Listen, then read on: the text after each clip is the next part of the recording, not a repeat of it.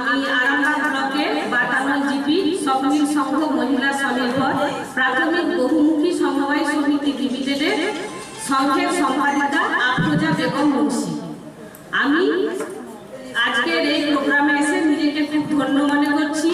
এতগুলো মানুষের সঙ্গে পরিচিত হতে পেরে আমি তাকেও খুব গর্বিত অনুভব করছি। আর আরও আমি গর্বিত এই কারণে যে আমাকে সুযোগ করে দেওয়া।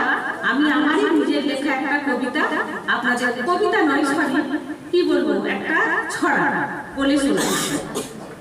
আফরোজা বেগম আমি, কবি নজরুল তো নই। কবিতা লেখার চেতনা ছন্দের সাধনা আমার কই। যাহাই ভাবি তাহাই হয় তাচ্ছিল্যের হাসি। লেখনী হাতে কেবলই একলা ভাবছি বসি। প্রেরণা দিলেন গুরু, আশিস দিলেন মাতা। পিছে পেটের অসুখে দ্বন্দ্ব যে যাতে পাতে।